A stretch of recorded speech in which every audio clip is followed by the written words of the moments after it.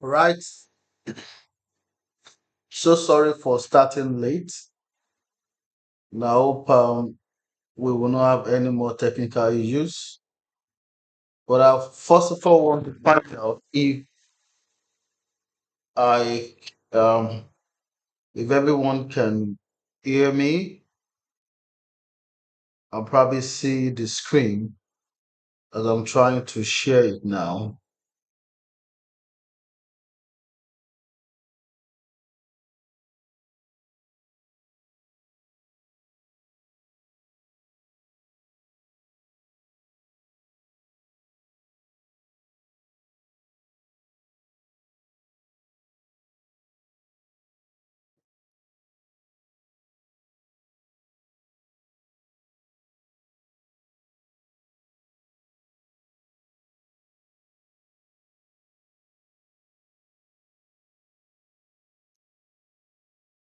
So we shall begin now.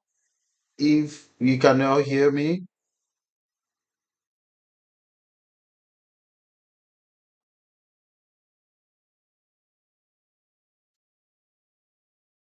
Today I'm going to be talking about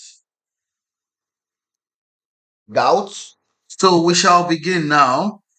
If you can now hear me.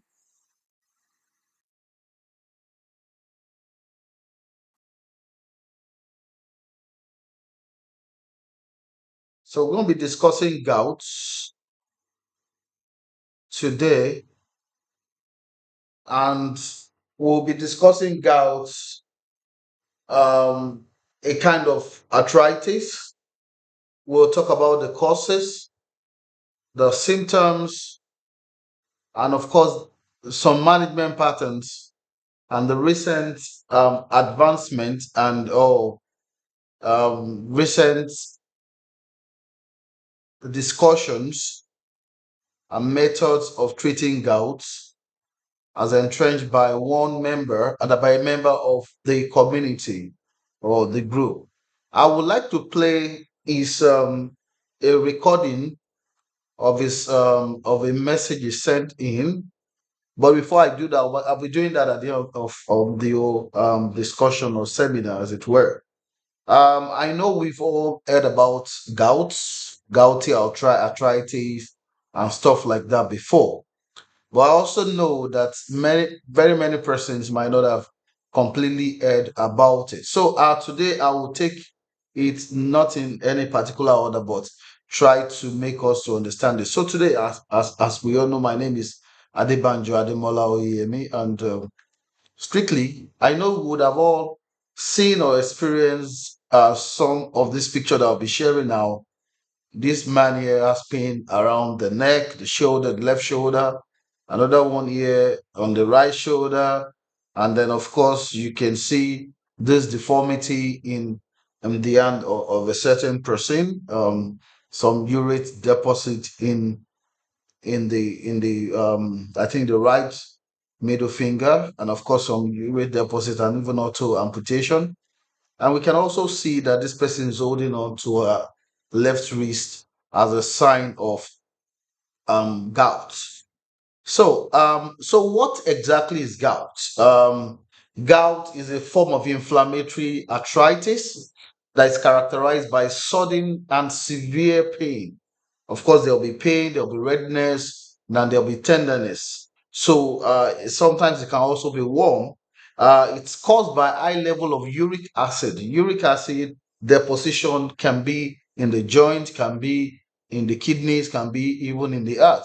And so when it's deposited in the joints, then it causes what we call gout, and that leads to the formation of urate crystal in the gout in the joint, and then of course that will lead to pain, tenderness, redness, and the likes. So what are things that would cause gout, as we want to discuss today?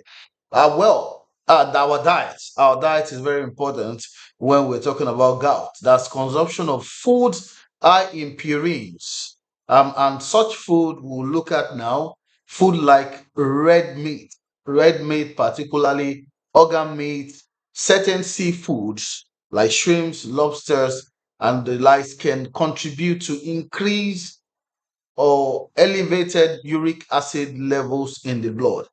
And of course, alcohol has also been been mentioned as a cause of gout, sometimes directly, sometimes indirectly. And another thing that's been found to cause gout is that it runs in families, and that is that there's familiar predisposition to gouty arthritis.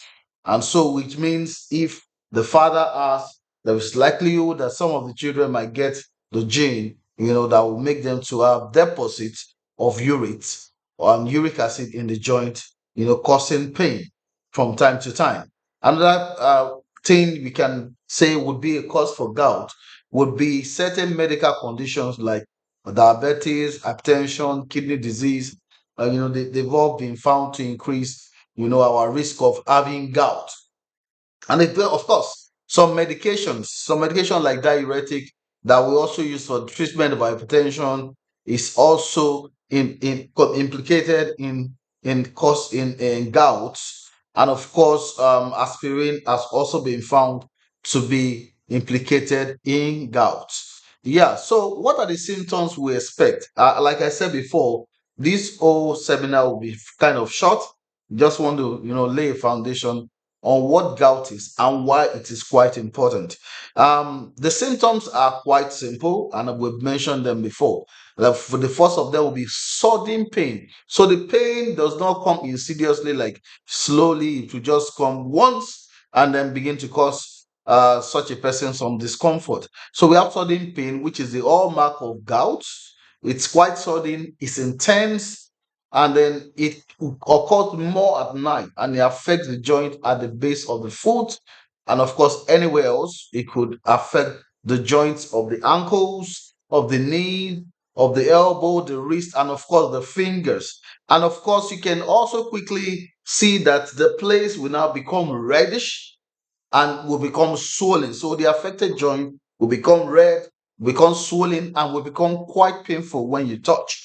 And with all of that, you expect some level of reduced mobility. So you will not be able to move such a joint quite well. So walking may be difficult.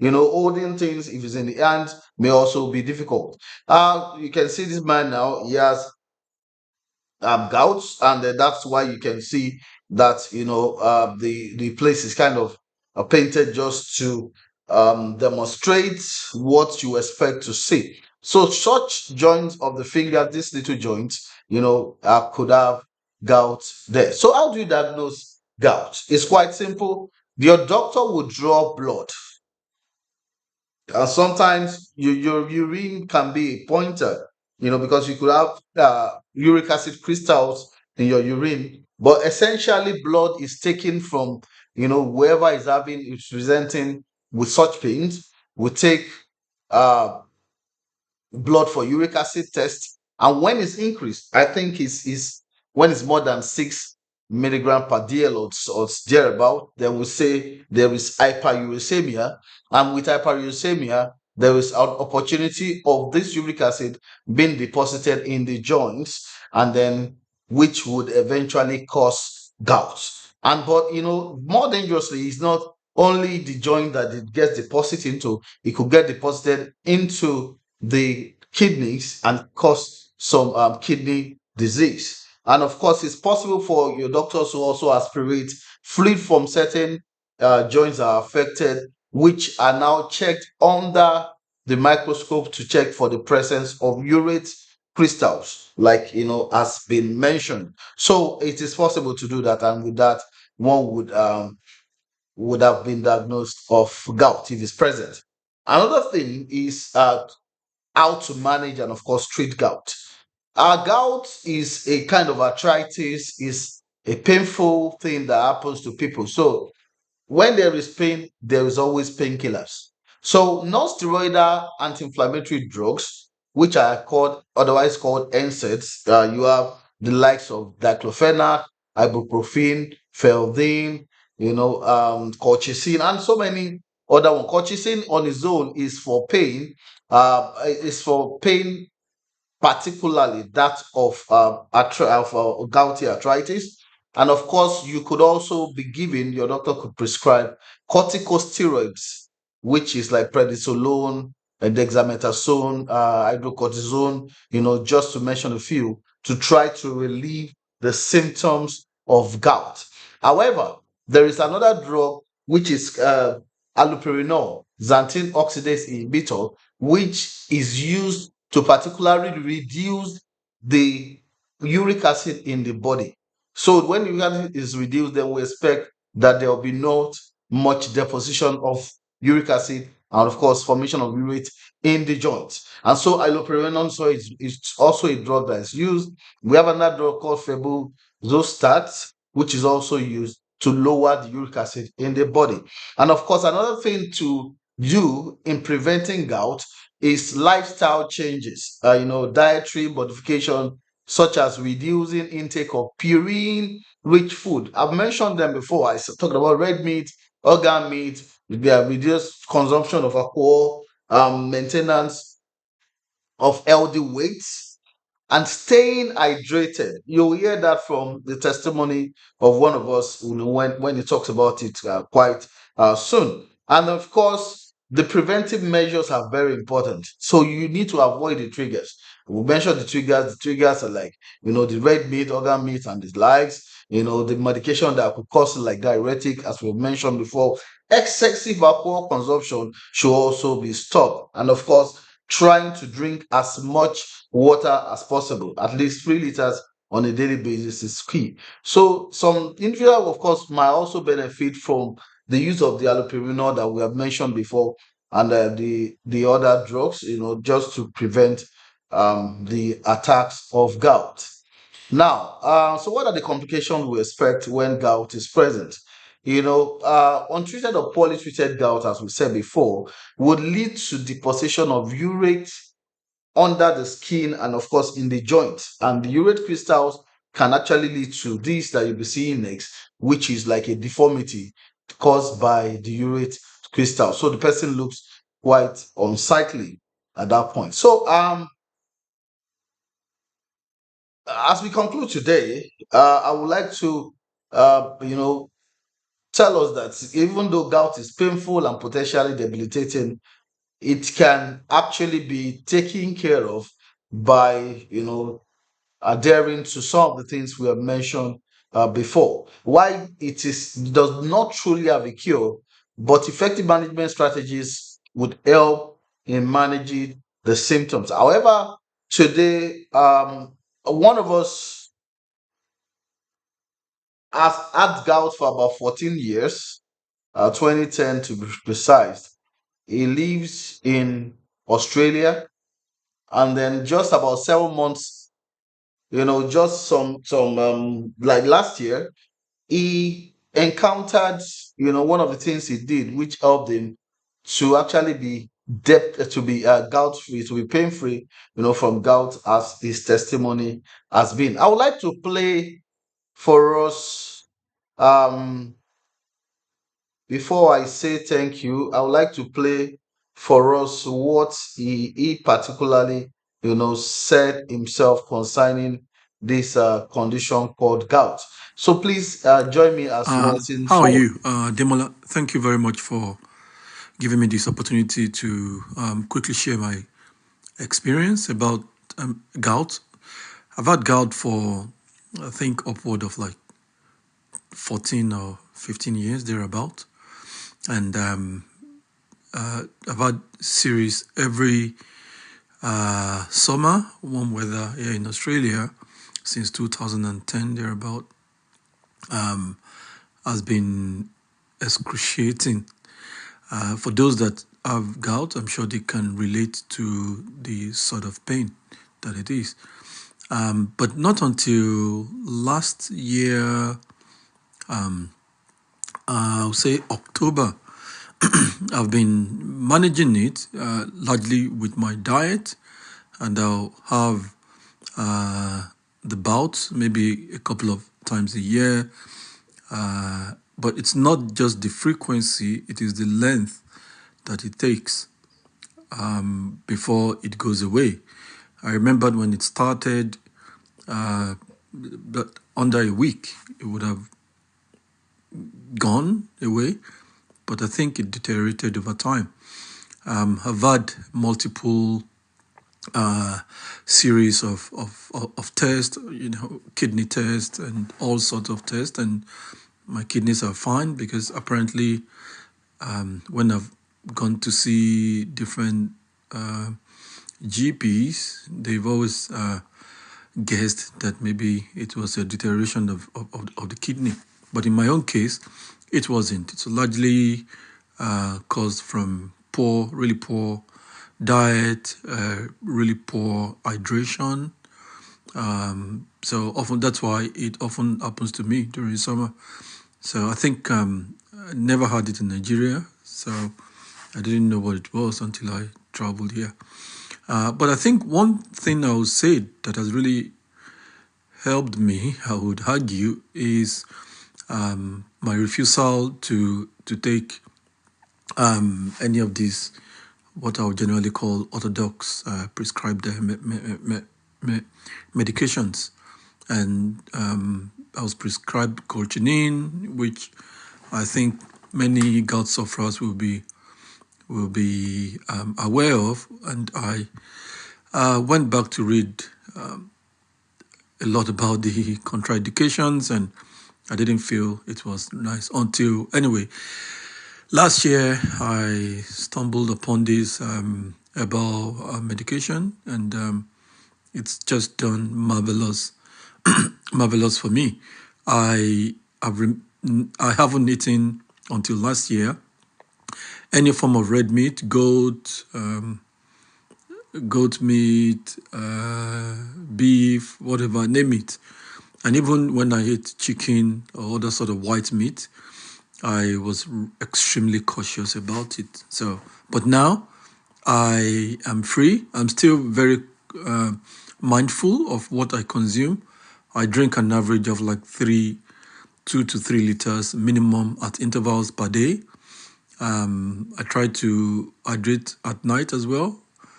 Yeah, so it's yeah. I feel a lot better now, and this is probably the last summer was the first time in 12, 13 years that I have not suffered from excruciating pain. So anyway, I'll leave it there so I don't spend all the time. We can pick up this conversation much later. All right. Thank you so much. We'll talk later. Bye bye. All right, thank you, Dr. Boyega. Yes, thank you so much. For us doctors, we would not particularly encourage persons not to adhere to prescriptions and use the drugs as have been prescribed. The reason we give these drugs is because we want better quality of life, to patients. That's why we give colchicine. That's why we would give allopurinol. That's why we give penicillin, even though they might have their different side effects. But the whole aim is as good as yours, which is to ensure that as much as possible we are able to deal with the symptoms and then improve the quality of life of persons that would have any issue at all. So as touching gout, therefore, we would always just prescribe this medication. But what then when he mentioned that, oh, in the last 7 months, I know I saw him about 5 years ago, or thereabout of 4 or 5 years ago, when he came over to the country, and he wouldn't eat meat and all of that. So I said, oh, what was happening? And of course, he mentioned the issue about gout. Now, he mentioned also just recently how he has been able to go back to some of those don'ts, the don't food in his case, and able to eat them, again. And that was when, we got talking, and he said if he started up on some, fruits that were just made together into something that is used. And for the past 7 months, at least from his testimony, he has not had the kind of pain that he used to have, even when he was not consuming, those. taboos or those food that he was asked not to take. And that was the fascinating part of this, and that I felt okay, it was important to talk to us about what gout is. Maybe you have been having these pains, in your toe, inside your toes, probably your shoulder, different joint areas that will just come up after eating certain food. You don't know what has been causing it. It's been debilitating, it's been disturbing. Even or probably you already have, some urate deposit in the joint causing deformities, or you have just been going through excruciating pains. I would like to recommend that you visit your rheumatologist, to get your a confirmation of your diagnosis. Very, very key. You can do that because in doing that, it helps you to know exactly, what is wrong. So if you're going to pray about it, you're going to, use the medication given to you by doctors, or you are going to strictly just have faith that it goes away. You need to get a diagnosis at least so you know what you're praying about.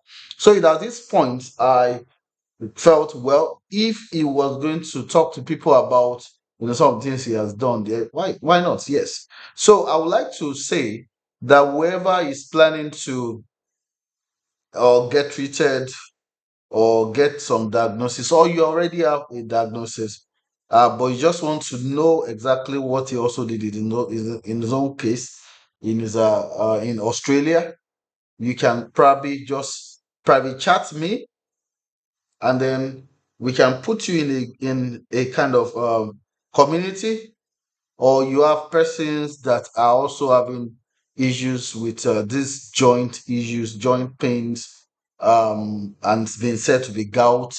Remember the diagnosis. It is swollen, it comes up suddenly, it's reddish, and it's very painful to touch. You can please private chat me, and then I can put all of you in a community, for further discussions on how to ameliorate, this very terrible disease. Like I said before, our aim is to ensure that we all live healthy. The aim of everything we do, indeed, on respiration and on every other channel, and of course, what we do as doctors is to ensure that all of us live healthy and live better. It's on that note that I would like to say thank you for those that have joined us. I know many persons are still going to go through the YouTube channel or whatever other channel they can get this served and probably watch this. I want to recommend that we all watch it, um, and pray that God would help all of us, to be better in what we do. Is on that note that I would like to say thank you, um, and probably try to end this webinar, seminar, whatever it is today. Is the first of the different things that will be coming up this way. Be on the lookout, for it. By the grace of God, we'll do more to ensure that we are all healthy, and we are well. I don't know if anyone has any question. If you have any question, I can see a few persons are online. You can just probably just ask your questions. I'll be glad to answer them.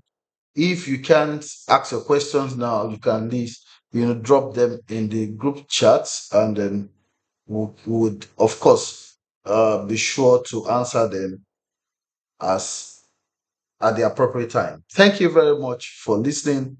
Thank you for those who have joined. We know many more will still, watch the repeat. It's going to be on the Westpiriton channel. We're going to be leaving it there for you to watch and then get back to us as the case may be. And we might still do this again, maybe publicize it and then do it again, just for all of us to listen and watch once again. Like to say thank you. In If nobody is asking any questions, or you still have questions to ask, please try and leave them in the chat section. Would lively answer your questions. Yeah. So I'll just wait a few moments to see if anyone will ask any questions, and then we can just then call it a wrap. Yeah, sorry again. We started quite late because we had quite some technical issues. I was, the screen. I was trying to share my screen, and the software I was trying to use was malfunctioning. But we are glad we at least had it today. We're going to be pinning it. We'll pin the link to the Wellspiration group, and expect all of us to go back to the Wellspiration channel on YouTube to watch and comment. And for whoever is interested in learning more about gout, or you have gout, or you have had gout before, or you have someone that has gout and you want proper treatment the proper way, or you want to listen to Dr. Uh, Boyega, on what he had to do right there in Australia for him to be free of this pain for a long time. You could just probably private chat me so that we can put you in a group that would help everyone, to listen to him, and then probably take the same path that led to his remission and recovery. Yeah, someone is asking a question. He said, "Is the gout pain like pain of sickle cell patient?" Wow, I that's well, it's quite difficult for me to know what the Hausas will say that if you have not gone through something before, you might not be able to really describe what it is. I wouldn't be able to tell, but I know gouty arthritis or pain from gout is sudden and very, very disturbing. But I also know that the pain in sickle cell patient, but they have two different mechanisms. So I wouldn't expect that they might behave the same way. Of course, we know pain would always be pain.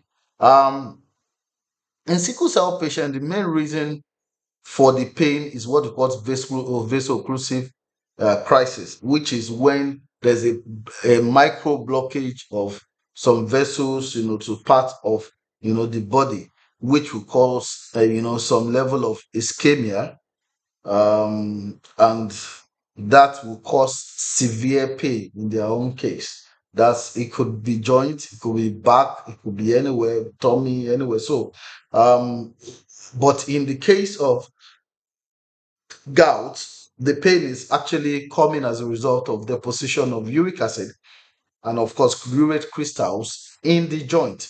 So the joints are the one affected in gout as against, any part of the body in the case of sickle cell disease. Um, of course, they have two different etiology or cause, and the pathogenesis, or the pathway by which they happen. So we will not be able to say that they are the same thing at this point. Any further questions, please?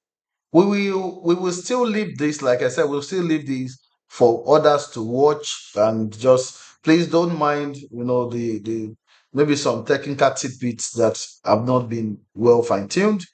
Will get better as we continue to do this.